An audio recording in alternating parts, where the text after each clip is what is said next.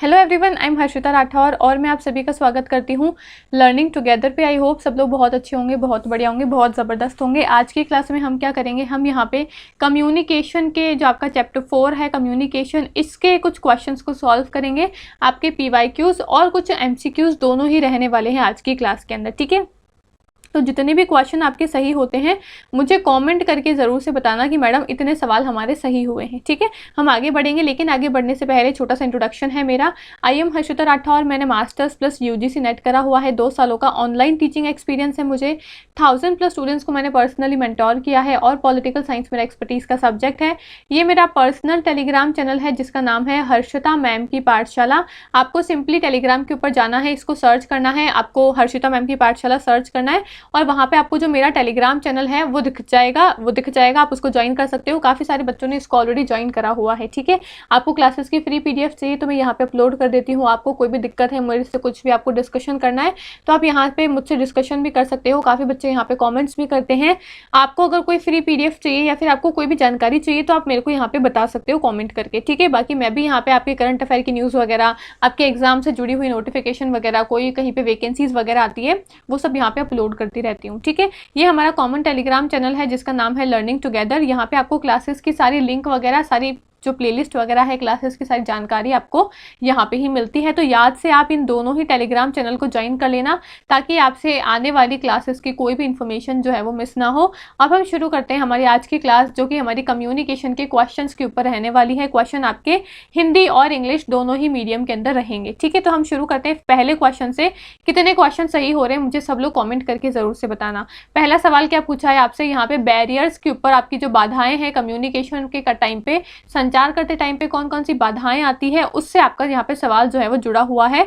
आपको बताना है कि इनमें से कौन सी बाधाएं जो है वो इस सेंटेंस के अंदर बताई हुई है। तो क्वेश्चन क्या पूछा है, poor lightning, fluctuating temperature and internet connectivity are example of which of the following type of communication barrier. हम यहाँ पे क्वेश्चन को बेशक सॉल्व करेंगे, लेकिन मेरा मकसद ये नहीं है कि आपको क्वेश्चन सॉल्व करवाने हैं, क्वेश्चन के आंसर बताने हैं। क्वेश्चन तो आप खुद से भी सॉल्व कर सकते हो, उसके आंसर आपको खुद से भी मिल जाएंगे। गूगल पे काफ़ी सारे क्वेश्चन है, काफ़ी सारी PDF है, काफ़ी सारी बुक्स है जो आपको क्वेश्चन और आंसर जो है वो प्रोवाइड कर देगी। पर मेरा मकसद क्या है, यहाँ पे आपको क्वेश्चन बताने हैं। क्वेश्चन के माध्यम से मेरे को क्या करना है, क्वेश्चन के माध्यम से मेरे को आपको कॉन्सेप्ट्स क्लियर करवाने हैं, ठीक है। तो ये मेरा जो मेन उद्देश्य है वो ये है कि आपके कॉन्सेप्ट्स जो है वो क्लियर होने चाहिए, लेकिन क्वेश्चन के माध्यम से। तो मैं यहाँ पे हर क्वेश्चन के पीछे क्या कॉन्सेप्ट छुपा हुआ है पहले वो आपको समझाती हूँ। वो समझाने के बाद में फिर मैं आपको क्वेश्चन का आंसर बताती हूँ। फिर वो आपको कॉन्सेप्ट समझ में आ जाएगा तो क्वेश्चन का आंसर आप खुद भी दे सकते हो यहाँ पे, ठीक है। हिंदी में सवाल क्या पूछा है आपको, खराब रोशनी, उतार चढ़ाव वाला तापमान, इंटरनेट है ना कनेक्टिविटी, निम्न में से किस प्रकार के संचार अवरोधों के उदाहरण है। यानी कि कहीं पे रोशनी खराब आ रही है, कहीं पे उतार चढ़ाव वाला तापमान है, यानी कि टेम्परेचर जो है वो सही नहीं है, या फिर इंटरनेट कनेक्टिविटी जो है वो सही नहीं है। तो ये कौन से प्रकार के बाधाओं का एग्जाम्पल है, कौन सी प्रकार की बाधाओं का, अवरोधों का उदाहरण है। मनोवैज्ञानिक बाधाओं का, सिमेंटिक बाधाओं का, भौतिक बाधाओं का, या फिर उपरोक्त में से कोई भी नहीं। Psychological barrier, physical barrier, semantic barrier, या फिर नन ऑफ द अबव। अब बैरियर्स क्या होते हैं पहले ये समझते हैं, बाधाएं होते क्या है पहले इसको समझते हैं, फिर इसके आंसर की तरफ चलेंगे। तो बैरियर्स क्या होती है, आपकी बाधाएं क्या होती है। जब भी हम कम्युनिकेशन करते हैं, जब भी हम संचार करते हैं, तो संचार करते टाइम पे कोई भी ऐसी चीज़ जो हमको संचार करने से रोकती है, या फिर हम जो कम्युनिकेशन कर रहे हैं वो सही ढंग से हम कम्युनिकेट नहीं कर पाते हैं उस चीज़ की वजह से, तो वो चीज़ जो है वो हमारे संचार में बाधा बन जाती है, बैरियर बन जाती है। या फिर इसको ही हम क्या कहते हैं, दूसरे नाम से नॉइस के नाम से भी जानते हैं कि आपकी कम्युनिकेशन में नॉइस हो रहा है। नॉइस मतलब आवाज वाला नॉइस नहीं, नॉइस मतलब कोई भी ऐसी चीज, चाहे आवाज है, चाहे कोई भी ऐसी चीज है जिसकी वजह से आप सही ढंग से संचार नहीं कर पा रहे हो, उसको बाधा, बैरियर या फिर नॉइस के नाम से जानते हैं, ठीक है। अब ये बाधाएं जो है वो अलग अलग प्रकार की हो सकती है। साइकोलॉजिकल यानी कि मनोवैज्ञानिक बाधा होती है जहाँ पे इंसान जो है वो अपने दिमाग से ठीक नहीं होता है और उसके दिमाग में कुछ और चल रहा होता है, और उसकी मनोवैज्ञानिक है ना दशा के माध्यम से, उसके साइकोलॉजिकल जो है ना उसकी फैक्टर्स हैं उसकी वजह से संचार जो है वो प्रॉपरली नहीं हो पाता है। इसका क्या मतलब हुआ मैडम, इसका ये मतलब हुआ कि सपोज मेरे दिमाग में कोई और बातें चल रही है, ठीक है, मैं तुमको यहाँ पे पढ़ा रही हूँ, लेकिन मेरे दिमाग में चल रहा है कि आज घर पे मेरे लिए क्या खाने में बनेगा, मैं कल कहाँ पे शॉपिंग करने के लिए जाऊंगी, सपोज कुछ भी मेरे दिमाग में चल रहा है, तो मैं आपको पढ़ा रही हूँ पर दिमाग मेरा कहीं और है, ठीक है। तो ये क्या हो रहा है, मेरी मैं जो यहाँ पे आपके साथ में एक्टिवली है ना प्रेजेंट नहीं हूँ, मेरा दिमाग कहीं पे और चल रहा है और मैं काम कहीं पे और कर रही हूँ। तो मेरा जो मनोवैज्ञानिक बाधाएं जो है, मेरा दिमाग जो है वो क्या करेगा, साइकोलॉजिकल है ना इफेक्ट करेगा, साइकोलॉजिकल जो है वो बैरियर होंगे मेरे कम्युनिकेशन में। मैं सही ढंग से इस चीज की वजह से आपसे कम्युनिकेट नहीं कर पाऊंगी, बात नहीं कर पाऊंगी, सही ढंग से आपको समझा नहीं पाऊंगी, तो फिर क्या होगा, कम्युनिकेशन में बाधा आ जाएगी, ठीक है। ये होता है साइकोलॉजिकल बैरियर। एक होता है आपका सिमेंटिक बैरियर, यानी कि सिमेंटिक बैरियर क्या होता है, सिमेंटिक बैरियर होता है आपके लैंग्वेज के माध्यम से, शब्दों के माध्यम से, भाषा के माध्यम से, ठीक है। अब इसका क्या मतलब हुआ, सपोज मैंने कोई ऐसी खतरनाक भाषा का उपयोग कर दिया जो आपको समझ में ही नहीं आया, तो यहाँ पे हमारे बीच में संचार नहीं हो पाया है, पर भाषा के माध्यम से, भाषा की वजह से, माध्यम से नहीं, भाषा की वजह से यहाँ पे संचार नहीं हो पाया है, तो बाधा क्या बनी, वो भाषा बाधा बन गई ना। तो ये होता है आपका सिमेंटिक बैरियर, यानी कि सिमेंटिक बाधाएं। फॉर एग्जाम्पल, मैंने खतरनाक यहाँ पे फ्रेंच लैंग्वेज में आपसे बात कर ली, पर फ्रेंच आपको तो आती नहीं है, या फिर आपने खतरनाक मेरे से कोई है ना बिहारी भाषा में बात कर ली जो मेरे को समझ में नहीं आती है, तो क्या हुई, जो भाषा है वो हमारे बीच में एक बाधा बन गई, जिसकी वजह से हम दोनों के बीच में संचार नहीं हो पाया है। इसको ही हम बोलते हैं सिमेंटिक बैरियर। एक होता है आपका फिजिकल, यानी कि भौतिक बाधा। भौतिक बाधा क्या होती है, आपके आसपास का जो भौतिक वातावरण है उसकी वजह से जब संचार नहीं हो पाता है तो इसको हम भौतिक बाधा कहते हैं। फॉर एग्जाम्पल, मैं यहाँ पे आपकी क्लास ले रही हूँ, सपोज लाइट चली जाए, फ्यूज उड़ जाए, है ना, बल्ब खराब हो जाए, लाइट जो है वो अंधेरा हो जाए, मौसम खराब हो जाए, लैपटॉप चलना बंद हो जाए, तो ये जो मेरी भौतिक आसपास की चीजें जो है इनमें कुछ दिक्कत आ जाती है, इनमें कुछ खराबी होती है, या फिर इन भौतिक आसपास वाली चीजों के माध्यम से मेरी जो है ना आसपास का वातावरण है, मेरी जो आसपास की भौतिक चीजें हैं, इनके माध्यम से जब मैं संचार नहीं कर पाऊंगी, इनके माध्यम से जब मेरे संचार में दिक्कत आएगी, बाधा आएगी, तो मैं क्या बोलूंगी उसको, ये कैसी बाधा है, मेरी भौतिक बाधा है, मेरा फिजिकल बैरियर है, ठीक है। अब ये काफी सारे और प्रकार के बैरियर्स भी होते हैं, पर यहाँ पे हम है ना क्वेश्चन को समझना है, तो क्वेश्चन में जितनी चीजें बताई हुई है मैं सिर्फ उतना ही आपको बताऊंगी, वरना फिर हम क्वेश्चन कम कर पाएंगे और कॉन्सेप्ट हमारे काफी ज्यादा हो जाएंगे, ठीक है। तो यहाँ पे अब आपको आई होप ये तीनों समझ में आ गए होंगे कि तीनों बैरियर्स क्या होते हैं। अब यहाँ पे आपसे पूछा है कि पुअर लाइटनिंग है, लाइट सही नहीं है, टेम्परेचर सही नहीं है, इंटरनेट कनेक्टिविटी सही नहीं है, तो ये कौन सी प्रकार की बाधा है। अब समझ में आ गया होगा कि ये आपकी फिजिकल बैरियर है, आपकी भौतिक बाधा है। भाई मनोवैज्ञानिक तो दिमाग से जुड़ा हुआ है, यहाँ पे तो लाइट की, टेम्परेचर की, पंखे कूलर की, इलेक्ट्रिसिटी की, इंटरनेट कनेक्टिविटी की, इनकी बात हो रही है। सिमेंटिक बैरियर आपकी भाषा से जुड़ा हुआ था, यहाँ पे भाषा की भी कोई बात नहीं है। पर भौतिक बाधा क्या बोली थी मैंने, जो आपके आसपास का वातावरण है, जो भौतिक चीजें हैं आपके आसपास की, जिसकी वजह से संचार नहीं कर पा रहे हो, वो क्या होता है, आपका फिजिकल बैरियर होता है। तो ऑप्शन नंबर बी जो है भौतिक बाधाएं, इसका करेक्ट आंसर है, ठीक है। आगे बढ़ते हैं अगले सवाल पे। कथन दिया हुआ है, आपको दो कथन दे रखे हैं, पूछा है कि कौन सा सही है कौन सा गलत है। पहला कथन बोला है, photograph, graph, film and other art work do not clarify and enhance the visual value of the written message much, यानी कि छायाचित्र, आलेख यानी कि ग्राफ, फिल्में और अन्य कलाकृतियां लिखित संदेश के है ना उद्देश्य मूल में अधिक स्पष्टता एवं संवर्धन नहीं कर सकती है। और दूसरा बोला है कि bar graph, pie chart, other infographic devices can not replace the mass of number in print, यानी कि बार आलेख, पार्ट जो है ना, पाई चार्ट जो होता है, और अन्य इन्फोग्राफिक जो उपकरण होते हैं मुद्रण में संख्याओं की बहु मात्रा को प्रतिस्थापित नहीं कर सकते हैं। कौन सा कथन सही है कौन सा कथन गलत है, तो दोनों ही कथन आपके गलत है। ऑप्शन नंबर बी इसका करेक्ट आंसर हो जाएगा। अब ये कैसे गलत हुआ, पहला कथन क्या बोला है आपसे, फोटोग्राफ जो है आपकी है ना, फिल्म जो है आपकी, जो आलेख जो है, और जितनी भी आपकी अन्य कलाएं होती है, अन्य कृतियां होती है, लिखित संदेशों को क्या नहीं कर सकती है, लिखित संदेशों को और यहाँ पे अधिक स्पष्ट नहीं कर सकती है। क्यों नहीं कर सकती है भाई, मैं आपको यहाँ पे पढ़ा रही हूँ, और उस पढ़ाने में अगर मैं आपको है ना चित्र का उपयोग करूंगी, मैं है ना आपकी कोई पिक्चर दिखा के आपको समझाऊंगी, वीडियो दिखा के आपको समझाऊंगी, तो जो मेरा लिखित मैसेज है उसको और स्पष्ट करेगी ना वो चीजें, तो स्पष्ट करती है, पर यहाँ पे बोला है कि नहीं करती है, तो गलत हो जाएगा। और वैसे ही दूसरा बोल रहा है कि बायोग्राफ होते हैं, पाई चार्ट होते हैं, और जितने भी आपके अलग अलग इन्फोग्राफिक टूल्स होते हैं, आपके इन्फोग्राफिक उपकरण होते हैं, वो नंबर को सही ढंग से रिप्रेजेंट नहीं कर सकते। क्यों नहीं कर सकते भाई, हम मैथ्स पढ़ते हैं तो मैथ्स में देखते हैं ना, बायोग्राफ है, पाई चार्ट है, तो उसमें नंबर जो है वो सही ढंग से लिखे हुए होते हैं, यानी कि नहीं सही ढंग से नंबर को वो रिप्लेस कर सकते हैं, पर इसमें तो बोला है नहीं कर सकते हैं, तो ये भी गलत हो जाएगा। तो इसलिए ऑप्शन नंबर बी इसका करेक्ट आंसर हो जाएगा, ठीक है। आगे बढ़ते हैं अगले सवाल की तरफ। नेक्स्ट क्वेश्चन क्या पूछा पूछा है। अगेन आपसे यहाँ पे अच्छा है तो सेम क्वेश्चन है, इसको छोड़ दो। आगे बढ़ते हैं फोर्थ क्वेश्चन की तरफ। क्या बोला है, does OTT use which of the following type of connection to streamline its shows and movies. ये आपका एक PYQ है जो कि प्रीवियस ईयर के पेपर में आपसे पूछा गया था। OTT के प्लेटफॉर्म्स के बारे में सभी को पता होगा, सभी लोग वेब सीरीज आजकल बहुत देखते हैं, ठीक है। तो ये क्वेश्चन तो आई होप आपको पता होगा कि OTT अपने शो एवं फिल्मों को कारगर बनाने के लिए निम्न में से किस उपकार के कनेक्शन का उपयोग करता है। OTT प्लेटफॉर्म जो है वो अपनी शोज और मूवीज को स्ट्रीमलाइन करने के लिए कौन से प्रकार का कनेक्शन का उपयोग करते हैं। सैटेलाइट कम्युनिकेशन का, केबल कनेक्शन का, हाई स्पीड इंटरनेट का या फिर नन ऑफ द अबव का। उपग्रह संचार का उपयोग करते हैं, केबल कनेक्शन का उपयोग करते हैं, उच्च गति के इंटरनेट का उपयोग करते हैं या फिर उपरोक्त में से कोई भी नहीं। तो हाई स्पीड इंटरनेट कनेक्शन का उपयोग करते हैं, उच्च गति के इंटरनेट कनेक्शन का उपयोग होता है OTT शोज के अंदर, ठीक है। OTT के ऊपर कोई भी फिल्में आती है, कोई भी शोज आती है तो वो कहना कारगर बनाने के लिए वो कौन से कनेक्शन का उपयोग करते हैं, है ना, हाई क्वालिटी हाई स्पीड वाला इंटरनेट कनेक्शन जो है उसके लिए चाहिए होता है। तो ऑप्शन नंबर सी जो है इसका करेक्ट आंसर हो जाएगा, ठीक है। ऑप्शन नंबर सी इसका करेक्ट आंसर है। थर्ड वाला क्वेश्चन जो है वो रिपीट 2 बार आ गया था तो इसलिए ये हमने नहीं करा है। आगे बढ़ते हैं फिफ्थ क्वेश्चन की तरफ। फिफ्थ क्वेश्चन आपसे क्या पूछा है, फिफ्थ क्वेश्चन आपसे पूछा है कि people perceive the communicated message according to their official status, cultural values, imagined influences या फिर सिमेंटिक गैप्स। लोग संप्रेषित संदेशों को निम्नलिखित में से किसके अनुसार देखते हैं। यानी कि आप यहाँ पे कोई मैसेज भेज रहे हो तो मैसेज को आप किसके अनुसार देखोगे, आधिकारिक प्रस्तुति के अनुसार देखोगे, सांस्कृतिक मूल्य के अनुसार देखोगे, कल्पित प्रभाव के अनुसार देखोगे या फिर शब्दार्थ अंतर के अनुसार देखोगे। आप यहाँ पे कोई मैसेज भेज रहे हो तो उस मैसेज को लोग जो है वो किसके अनुसार देखते हैं, अपने ऑफिशियल स्टेटस के अकॉर्डिंग देखते हैं, कल्चरल वैल्यूज के अकॉर्डिंग देखते हैं। बिल्कुल सही बात है, अपनी कल्चरल वैल्यूज अपनी संस्कृति के अकॉर्डिंग देखते हैं। मैंने कोई मैसेज आपको भेजा तो वो आपका मैसेज जो है वो आपकी संस्कृति में, आपकी कल्चर में उसको क्या कहा जाता है, आपकी संस्कृति में उसको कैसे समझते हैं, आप उसके अनुसार उस मैसेज को देखोगे।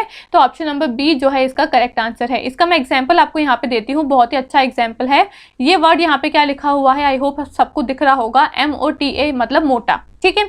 अब मोटा जो है हम लोग क्या समझते हैं, मोटा मतलब फैटी लोग जो होते हैं, जो मतलब थोड़े से फैटी होते हैं उसको मोटा बोल देते हैं, ठीक है, मजाक मस्ती में मोटा बोल देते हैं। लेकिन जो गुजराती लोग होते हैं, वो गुजराती लोग जो है उनकी लैंग्वेज जो है वो अलग है, उनका कल्चर जो है वो अलग है।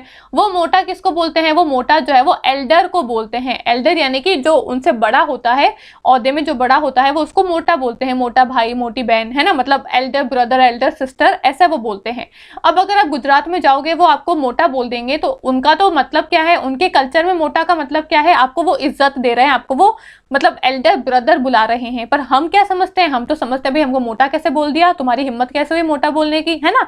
तो अब यहाँ पे सवाल क्या बताना चाह रहा है, ये बहुत ही अच्छा एग्जाम्पल है इसको समझने का कि मोटा एक शब्द है, ठीक है, उसका प्रोनाउंसिएशन भी मोटा है, पर हमारे कल्चर में उसका मतलब अलग है, गुजरातियों के कल्चर में उसका मतलब अलग है। तो यहाँ पे यही बोला है कि आपको कोई भी मैसेज भेजेगा, उस मैसेज को आप किसके अकॉर्डिंग परसीव करोगे, किसके अनुसार देखोगे उसके मैसेज को, कल्चर के अनुसार, संस्कृति के अनुसार देखोगे। मेरी संस्कृति में, मेरे कल्चर में मोटा का मतलब अलग होता है तो मैं इसको मोटा समझ लूंगी, लेकिन गुजरातियों में मोटा का मतलब अलग होता है, उनकी संस्कृति में मोटा का मतलब होता है इज्जत देना, बड़े भाई को बड़ी बहन को इज्जत देना, एल्डर बताना, ठीक है। तो उनकी संस्कृति में वो इस मैसेज को उनके अकॉर्डिंग समझेंगे, लेकिन हम इस मैसेज को हमारे अकॉर्डिंग समझेंगे।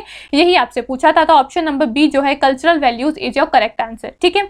Option number B is your correct answer. आगे बढ़ते हैं सिक्स्थ क्वेश्चन पे। क्या पूछा है आपसे, which of the following are the final point of effective listening, यानी कि प्रभावी श्रवण के अधिक परिष्कृत बिंदु कौन से हैं, इफेक्टिव लिसनिंग के पॉइंटर्स कौन से हैं। इन पांचों में से वो आपको कोई भी 3 चूज करके यहाँ पे ऑप्शन में से टिक करके बताना है। सबसे पहले आप वीडियो को खुद पॉज करा करो, खुद सवालों के आंसर दिया करो और फिर बाद में ये चेक करा करो कि जो मैं सवाल का आंसर बता रही हूँ क्या वो आपके, है ना, सवाल से मैच हो रहा है, आपके आंसर से मैच हो रहा है या फिर नहीं हो रहा है, और फिर क्या आपकी दिक्कत आ रही है, क्यों सवाल का आंसर आपका सही नहीं हो पा रहा है, कोई प्रॉब्लम आ रही है, कोई कॉन्सेप्ट समझ में नहीं आ रहा है। तो ये सारी चीजें मुझे फिर कॉमेंट करके बता दिया करो, ठीक है।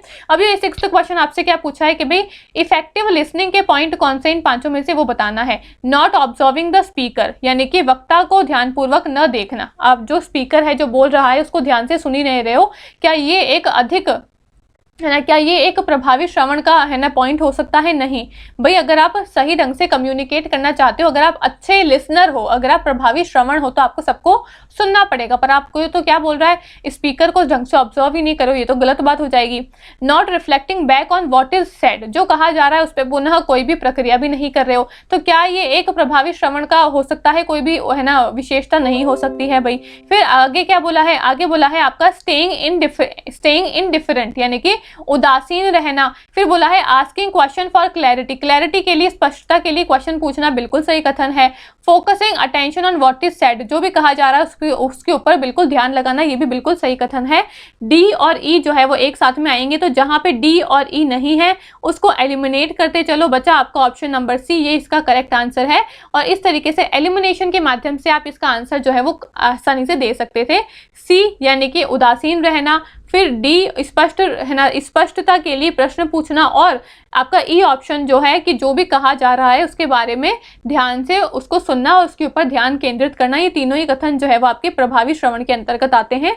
ऑप्शन नंबर सी जो है इसका करेक्ट आंसर है। तो आपको अगर कोई भी क्वेश्चन समझ में नहीं भी आ रहा है तो भी आप यहाँ पे क्वेश्चन का आंसर दे सकते हो एलिमिनेशन टेक्निक का उपयोग करके। ठीक है, मैं आपको यहाँ पे ये भी सिखा रही हूँ कि क्वेश्चन कैसे सॉल्व करना है, क्वेश्चन को सॉल्व कैसे करना है, क्वेश्चन में क्या कॉन्सेप्ट पूछे हुए हैं, वो सारी चीजें मैं आपको यहाँ पे सिखाने की कोशिश कर रही हूँ। ठीक है, 7th क्वेश्चन के ऊपर चलते हैं। OTT is the latest technology used in entertainment industry, what does OTT stand for. भाई OTT से दूसरा सवाल पूछ लिया गया है, ये भी आपका PYQ है ना, बाय द वे PYQ है ये भी आपका। क्या पूछा है, OTT मनोरंजन उद्योग में उपयोग की जाने वाली नवीनतम तकनीक है। भाई आजकल OTT काफी ज्यादा यूज हो रही है, तो ये OTT का फुल फॉर्म क्या है वो आपको यहाँ पे बताना है। Online trade telecast, online television telecast, over the top या फिर ऑनलाइन द टॉप। तो ओवर द टॉप जो है ऑप्शन नंबर सी इसका करेक्ट आंसर है। OTT की फुल फॉर्म क्या है, over the top, option number C is your correct answer. आगे बढ़ते हैं 8th क्वेश्चन की तरफ। क्या पूछा है, which of the following is not a key principle of effective classroom communication. भाई एक है ना प्रभावी कक्षा संचार का मुख्य सिद्धांत कौन सा नहीं है इन चारों में से, वो आपको चूज करके बताना है। क्लैरिटी यानी कि स्पष्टता होनी चाहिए, प्रभावी कक्षा संचार के अंदर बिल्कुल होनी चाहिए, तो ये तो इसका प्रिंसिपल है। कंसिस्टेंसी होनी चाहिए आपकी है ना, एक कंसिस्टेंसी होनी चाहिए, बिल्कुल सही कथन है ये भी। इंटरएक्टिविटी यानी कि अंतः क्रियाशीलता भी होनी चाहिए, टीचर और बच्चे के बीच में इंटरेक्शन भी होना चाहिए क्लासरूम के अंदर, ये भी एक तो प्रभावी सहना कक्षा का संचार का उदाहरण है। पर कॉम्प्लेक्सिटी यानी कि जटिलता होनी चाहिए, क्या जटिलता जो है वो आपके क्लासरूम में नहीं होनी चाहिए, यही पूछा था कि कौन सा इसका सिद्धांत नहीं है, तो ऑप्शन नंबर डी इसका करेक्ट आंसर है, ये इसका सिद्धांत नहीं है। यानी कि नेगेटिव आंसर चूज करना था, हमने नेगेटिव आंसर चूज कर लिया। Complexity option number D is your correct answer. आगे बढ़ते हैं 9th क्वेश्चन पे। क्या पूछा है, when any service is streamlined for a limited number of people is called broadcasting, chromecasting, narrowcasting या फिर सिंपल कास्टिंग। ये भी आपका एक PYQ है। ठीक है, काफी सारी PYQ से मैं यहाँ पे लेके आई हूँ ताकि PYQ से आपको पता चले कि कैसे सवाल आपसे पूछ रहे हैं और कौन कौन से टॉपिक पे अब आपको आगे चल के पढ़ाई करनी है। क्या पूछा है हिंदी में, जब किसी सेवा को सीमित संख्या में लोगों के लिए स्ट्रीमलाइन किया जाता है तो उसको क्या कहा जाता है। हम कोई सेवा जो है वो दे रहे हैं लेकिन लिमिटेड नंबर ऑफ पीपल के लिए दे रहे हैं, सीमित संख्या में लोगों के लिए दे रहे हैं कोई सेवा, तो उसको क्या कहते हैं। ब्रॉडकास्टिंग यानी कि प्रसारण करना कहते हैं, क्रोमकास्टिंग कहते हैं, नैरोकास्टिंग या फिर सिंपल कास्टिंग कहते हैं। ब्रॉडकास्टिंग यानी कि प्रसारण करना क्या होता है, जब हम सभी लोगों के लिए कोई सर्विस देते हैं, जब हम सभी लोगों के लिए कोई मैसेज दे रहे हैं तो उसको हम क्या करते हैं, ब्रॉडकास्ट कर देते हैं। आपका फैमिली ग्रुप में हैप्पी दिवाली हैप्पी होली का मैसेज जाता है, ठीक है, क्या करते हो, हैप्पी होली का मैसेज जो है वो सबको सिलेक्ट कर देते हो, मम्मी पापा भाई बहन चाचा चाची मामा मामी सबको सिलेक्ट कर दिया, ये क्या हुआ, आपका ब्रॉडकास्ट हो गया, यानी कि प्रसारण करना, जहाँ पे एक मैसेज हम सभी लोगों को भेज देते हैं।